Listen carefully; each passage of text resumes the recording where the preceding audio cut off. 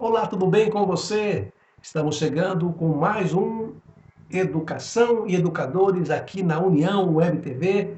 Sou Clodoaldo Reis Azarias, sou pastor, sou pedagogo, atuando aí na área educacional e também teológica já há alguns anos e resolvemos então vir aqui para a Web TV, para a União, para falarmos sobre esse assunto em suas variáveis. E hoje quero trazer uma provocação, uma conversa sobre um tema muito interessante do ponto de vista de quem gosta de discutir, de quem gosta de pensar, de quem gosta de trocar ideias. Eu quero falar para você sobre a metáfora de Leonardo Boff, ou contado por Leonardo Boff no seu livro A Águia e a Galinha. A águia e a galinha é uma parábola que está descrita no livro de Leonardo Boff, um teólogo, que tem muitos escritos, é um pensador do século XXI, é um provocador da vida, fala sobre muitos assuntos, trabalha sobre muitos temas, em especial educação e teologia. E ele tem uma frase, eu vou ler a frase, que diz que cada um lê com os olhos que tem e interpreta a partir de onde os pés pisam. E ele disse, eu amo essa frase, que todo ponto de vista é vista de um ponto. Ele está dizendo que cada um lê com os olhos que tem. É óbvio, né? Cada um lê com os seus olhos. Ninguém lê com o olho do outro, com o olho do outro. Será que não? Será que todo mundo lê com os seus olhos? Ou nós lemos a partir da visão de outras pessoas? Eu sou capaz de dizer e quase afirmar que muitas vezes nós lemos a partir do olhar de outras pessoas. Mas como assim? Quando nós não pensamos, né, com o nosso próprio jeito de pensar, quando somos influenciados por outros. Eu quero dizer assim, eu posso ler uma matéria, eu posso ler uma notícia, eu vou pegar aqui uma revista que eu assino já há alguns anos, eu assino essa revista desde 2008. 2008 para 2021 são 13 anos. Essa revista aqui é o Boletim Informativo da FAEP. É um boletim que trabalha, que trata temas sobre a agricultura, em especial a agropecuária e a agricultura paranaense. Do Paraná, então ela trata sobre a perspectiva mais, o olhar do paranaense. Eu posso ler uma matéria e eu ter a minha interpretação e vir aqui para a tela e apresentar para você do jeito que eu li, a maneira que eu entendi. E se você gosta de mim, se você me segue, se você é uma pessoa que faz parte dos meus seguidores, você nem vai pensar, bom, o Clodoaldo está dizendo, o pastor está dizendo, o professor está dizendo, eu não preciso questionar porque ele está dizendo. Eu vou acreditar e vou vender o peixe, como é o ditado, eu vou vender o peixe da maneira que eu comprei. Bom, isso é ler com os olhos dos outros. Mas o Leonardo Boff, nessa frase, ele diz que cada um lê com os olhos que tem. Então, eu estou dizendo que a forma de eu ver a vida é a forma de que eu fui forjado. E ele continua: cada um interpreta a partir da onde seus pés estão pisados.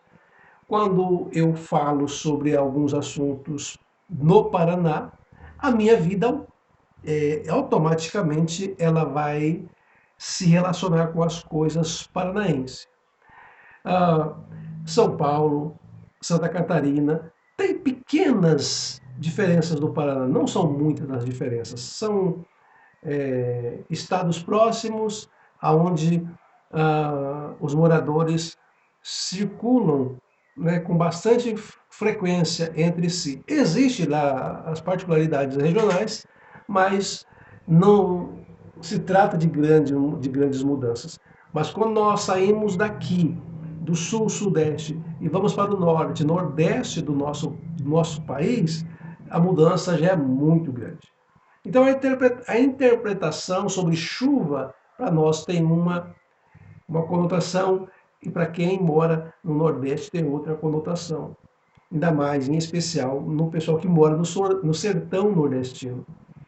Então, interpretar aonde os pés estão pisando é isso o que o Leonardo Boff está falando sobre nessa questão. E todo ponto de vista é visto de um ponto, ou seja, todo ponto de vista é visto ou vista a partir da forma que nós fomos criados, da forma que nós entendemos a nossa vida. Bom, dito isto, a partir desta frase, né, e essa frase dividida por três, só essa frase daria para fazer aí um programa inteiro, né? Daria para discutir bastante, daria para falar sobre bastante coisa, mas não é a minha proposta, né? A proposta é dizer sobre a parábola da águia e da galinha. Pois bem, esta é uma frase introduzindo o assunto de que nós entendemos que o mundo precisa ser mudado. E nós entendemos que o mundo precisa ser mudado a partir da ação de alguém. Alguém precisa transformar o mundo. Alguém precisa transformar as situações.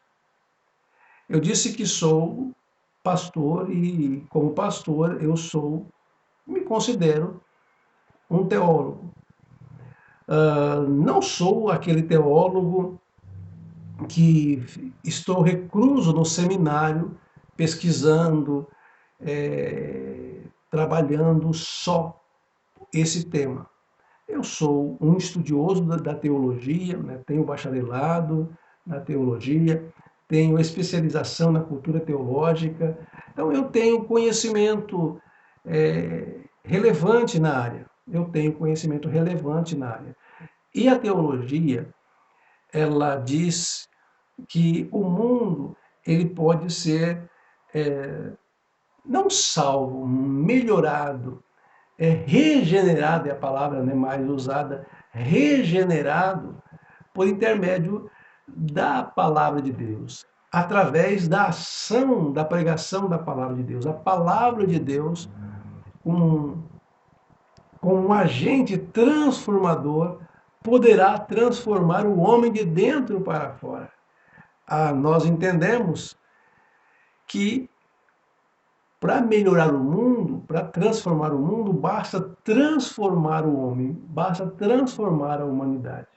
Conta-se uma história de que um pai estava no escritório trabalhando, mexendo, né, com a sua papelada, o seu trabalho, e o seu filho, com 5, 6 anos de idade, 6, 7 anos, de 5 a 7 anos de idade, não se há uma afirmação, eu vou colocar 6 anos de idade, o menino ali, o pai lembrou que tinha um quebra-cabeça do mundo, a quebra-cabeça do mundo. De um lado tinha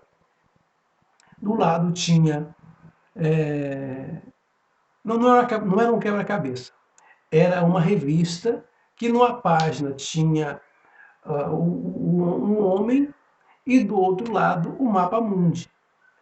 Então na revista tinha de um lado o mapa mundi e do outro lado tinha a figura de um homem.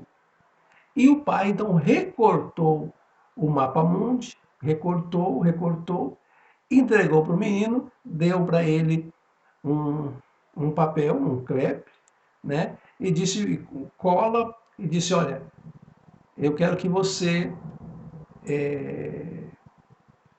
faça novamente, né? Faça a montagem dessa imagem aqui e tal. E o menino fez, né? O menino fez esse trabalho de recorte. E quando ele fez o recorte, mostrou para o pai, menos rapidamente. O pai achou que ele ia dar muito trabalho, rapidamente o menino entregou para o pai aquele mapa mundi consertado. E o pai disse, mas como que você fez tão rápido? Ele disse, não pai, foi fácil.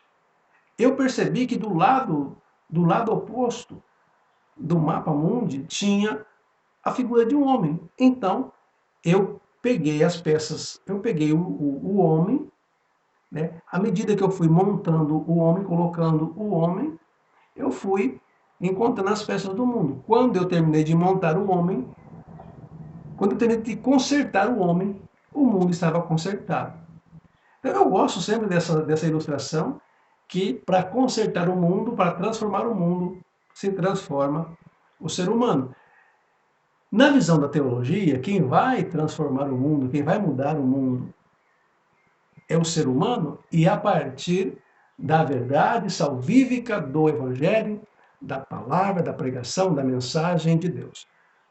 Quando você vai para o chão da escola, quando você vai para a sala de aula, quando você entra no ambiente acadêmico, independente, eu falei já semana passada, independente do estágio da educação, se é infantil, fundamental, médio ou superior, ou pós, né?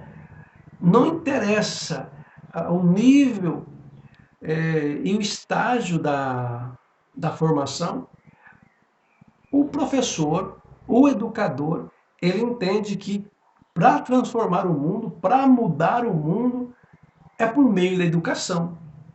É a educação que vai transformar o mundo. É a educação que vai mudar a sociedade como um todo. Eu falei no programa passado.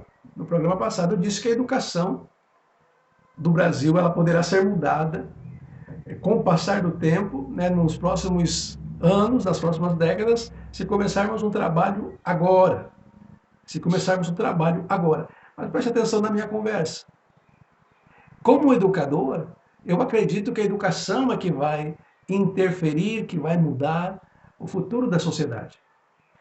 Quando você ouve o teólogo falando, o teólogo está dizendo que o mundo será mudado a partir da mensagem cristã, a partir da mensagem teológica, da mensagem religiosa, da mensagem de fé. Quando você ouve os educadores, os pedagogos, né, os que pensam a educação, você vai ouvi-los dizendo: só a educação pode mudar a nossa sociedade. Você já percebeu isso? Mas não é só. Quando você entra para a filosofia, e eu tenho licenciatura em filosofia, estudei um pouco de filosofia, não sou filósofo, mas estudei um pouco de filosofia, e você começa a entrar na visão dos filósofos, eles entendem que a humanidade só será liberta, só terá o conhecimento quando eles amar o conhecimento, ter prazer no saber, buscar o saber, ou seja, somente o amor à sabedoria, somente o amor ao conhecimento poderá dar a libertação para o ser humano.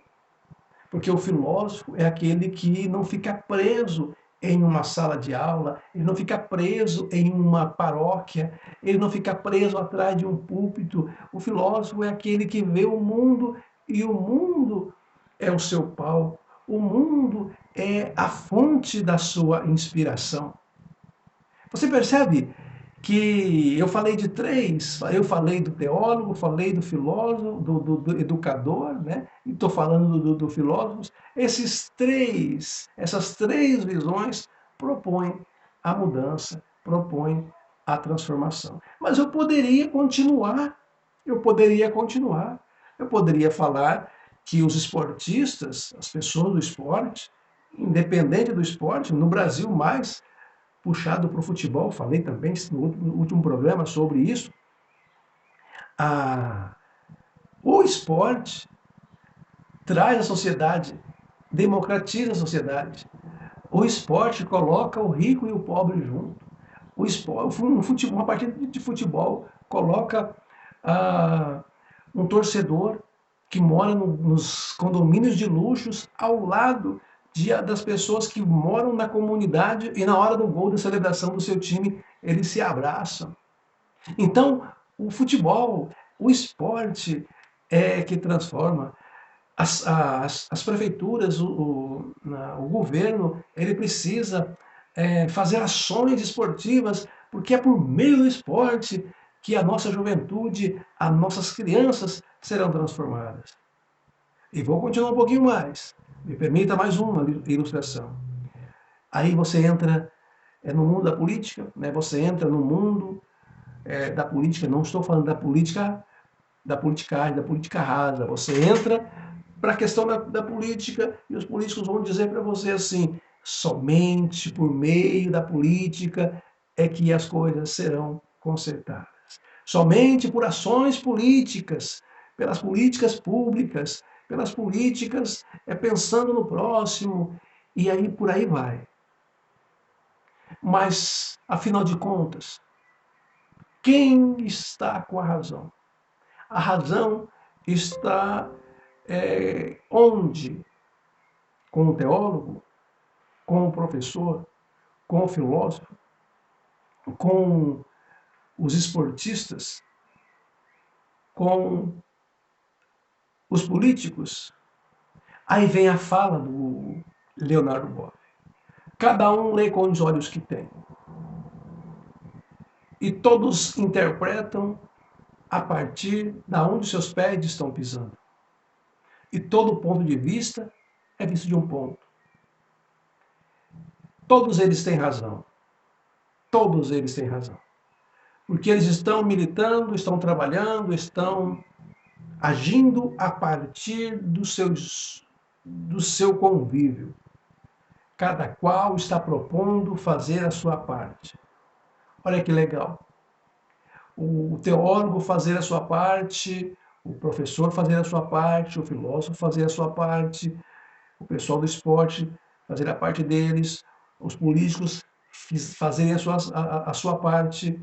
Eu penso que as coisas mudariam, ou pelo menos tenderiam a mudar, e mudar muito. E mudar muito. Mas essa mudança proposta aqui, ela é possível. É possível mudar o homem. É possível mudar a sociedade. É possível mudar, fazer igual o menininho, pegar o mapa mundi e colando um no outro. É possível isso? Esta é uma pergunta que me inquieta muitas vezes. É uma pergunta que me inquieta demais. Porque muitas vezes eu sou levado a desacreditar da humanidade. São tantas as decepções, são tantas as frustrações, são tantas as coisas que fazem a gente entristecer, com as notícias, né, com as tragédias, o quanto o ser humano consegue ser maldoso, o quanto o ser humano consegue ser trágico. Mas eu acredito que é possível ainda dar uma oportunidade de acreditar na mudança, acreditar na transformação do ser humano. Eu acredito que sim, que seja possível, sim, é possível. Mas aqui vale a minha fala lá do início, a águia e a galinha. Eu já caminhei bastante do programa, né, introduzi o programa falando sobre a proposta, né, do tema, a águia e a galinha, e aí me estendi e agora eu entro na parábola. É uma história muito legal. Eu ouvi essa história em 2007, 2008, eu acredito, quando eu estava fazendo teologia, melhor, quando eu estava fazendo pedagogia, quando eu estava estudando pedagogia, um professor colocou essa parábola no material didático. E aí eu fui atrás, né? Sou bastante curioso, fui atrás da história. E que show de parábola. Conta-se que um senhor, um camponês, ele passeando pelo sítio, né, pela lavoura, ele encontrou um filhote de águia. Ele encontrou um filhote de águia que havia caído do ninho se perdido da sua mãe, e o camponês decidiu levar aquele filhote de águia para sua casa.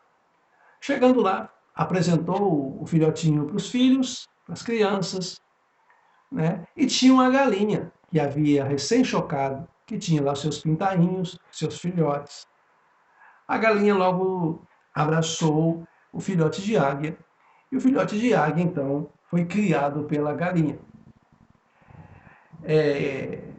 A galinha, quando colocava a minhoca, colocava os bichinhos, colocava o milho, colocava a alimentação no bico, ou na boquinha, no bico, né, dos filhotinhos, dos pintinhos, também fazia o mesmo, colocava na boca da águia, no biquinho da águia. Isso aconteceu até a águia se tornar adulta. Tornou-se adulta a águia, e a águia ficou junto com as galinhas, ficou lá, junto com as galinhas. As galinhas a empoleravam, né? Não sei se você já viu isso, eu sou do sítio, morei no sítio, eu vi isso acontecer muitas vezes. Alguns, quando não tem árvore próximo de casa, faz um estaleiro, né? Um tipo de um estaleiro, e as galinhas à noite, elas sobem, nós falávamos empoleira, né? As galinhas sobem lá e pernoitam, ficam à noite lá,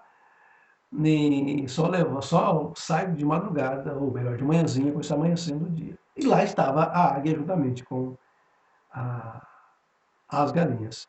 Isso aconteceu por alguns meses. Um dia, por acaso, está fazendo uma pesquisa um cientista, um naturalista, fazendo uma pesquisa por ali. Ele chegou na casa do matuto, na casa do camponês, e percebeu entre as galinhas aquela águia. Ele encontrou aquela águia entre as galinhas. Ele ficou admirado. Ficou por demais admirado. Ele disse: o senhor sabia que não é uma galinha, aquilo não é uma galinha? É uma águia? Ele disse: sim, eu sei que é uma águia, mas já não é mais uma águia. Já se transformou em uma galinha. Ele falou: não, de maneira nenhuma, jamais, jamais. Uma vez águia, sempre águia, a natureza de águia não vai mudar. Ele disse: não, senhor, ele está aqui desde filhotinho, ele come junto com as galinhas, ele come as quireras que eu dou, ele caça minhoca, come bichinho, ele se transformou em uma galinha. E o naturalista não concordava com aquilo. O naturalista não concordava de maneira nenhuma com essa informação. Então ele pergunta se tinha permissão para fazer com que aquela águia se tornasse águia novamente, que voltasse à memória dela a questão de águia. Então, tudo bem, o senhor pode fazer, mas não tem mais jeito. Ela se tornou, ela ficou amestrada, ela se tornou semelhante às galinhas, a atitude dela não será mais a mesma. Então, o naturalista pega aquela águia tão domesticada que ela estava, tão mansa que ela estava, pega aquela águia em suas mãos e alça, né? Lança ela para a altura, ela vai, bate as asas, desengonçado, como a gente diz, e cai e volta entre as galinhas, ciscando entre as galinhas. O camponês, né, o matuto disse: eu não falei para ti, eu não te falei. Aquele homem naturalista, aquele cientista, não concordando com aquilo, tentou mais uma ou duas vezes e nada. E ele vai embora, né? Ele volta para a cidade dele, mas aquilo o inquietou. Diz a história então que ele volta um tempo depois de ter pensado, refletido, ele volta e conversa com o matuto, lá, o naturalista, lá melhor, com o camponês e com a família que já estava acostumada. E eles combinaram então de no final de tarde eles pegarem a águia já adulta agora, não mais um filhote, subiram a parte alta que tinha na região para tentar fazer essa tentativa. E assim foi feito. Assim foi feito. Ele levou a águia, lançou a águia umas 2, 3 vezes e ela voltava, porque não tinha nenhuma vontade. Seguir. O cientista, então, ele faz a última tentativa, né? Ele faz a última tentativa. Ele pega a águia, ele gira, ele aponta ela para o sol, gira 360 graus, né? Ele está no sol, gira 360 graus, ou seja, ele gira e volta no mesmo ponto e coloca os olhos daquela águia em direção ao sol e lança aquela águia dizendo: voa, volte para o céu, você não é da terra, você é do céu. A águia então começa a enrijecer os seus ossos, né? As suas asas começam a aumentar de tamanho, os seus olhos abrem, dilatam, melhor dizendo, e ela sai em direção ao mundo. Solta o seu grito, o grito da águia, e vai embora. E nunca mais volta. E nunca mais volta para o seu antigo lar. Nunca mais volta para o seu antigo lar. E assim termina a história. A frase que marca é: voe, você não é da terra, você é do céu. Voe, você é do céu. A terra não te pertence.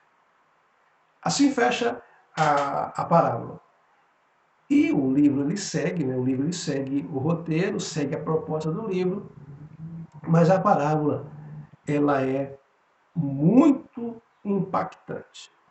E no próximo bloco, quando eu voltar, eu venho falando um pouquinho sobre o que é que se pode aprender com a lição da águia e da galinha.